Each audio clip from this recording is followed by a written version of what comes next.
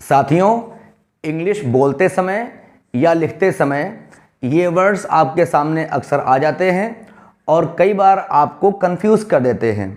आइए इन पर निगाह डालें और ये डाउट सदैव के लिए दूर कर लें। एक वर्ड होता है जर्नल। कई बार लोग बोलते समय एक वर्ड है जनरल और एक वर्ड है जर्नल। दोनों की स्पेलिंग, दोनों की मीनिंग बहुत डिफर करती है।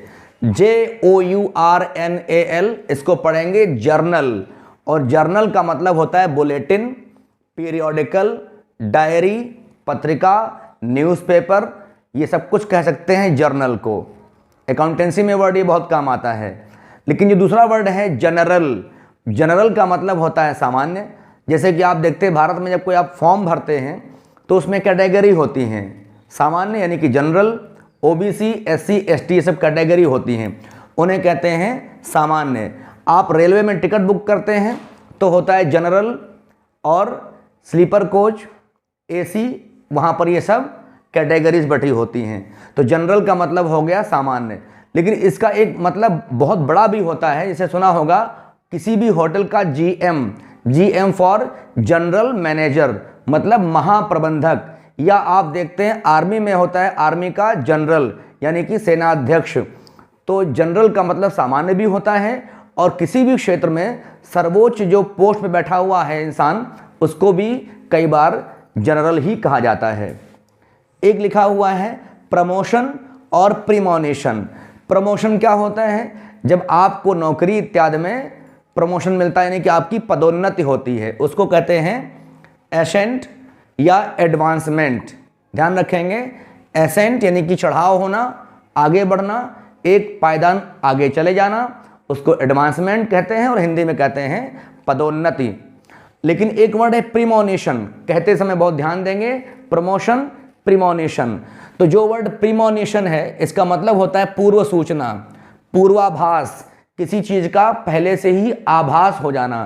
पूर्वाभ्यास नहीं, पूर्वाभास यानी पूर्व में आभास हो जाना, जिसको इंग्लिश में कहते हैं फोरबोर्डिंग, फोरवार्निंग या प्रिसेज।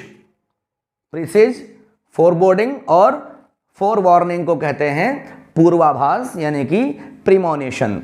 एक वर्ड आता है फीट, FEET, फीट आपने पढ़ा है, इसको पंजा कहते हैं, या 12 इंच का जो एक नापने का पैमाना है उसको भी फीट कहते हैं। लेकिन ये FEAT, फीट का मतलब होता है वीरता के कारनामे, यानी कि a deed notable specially for courage.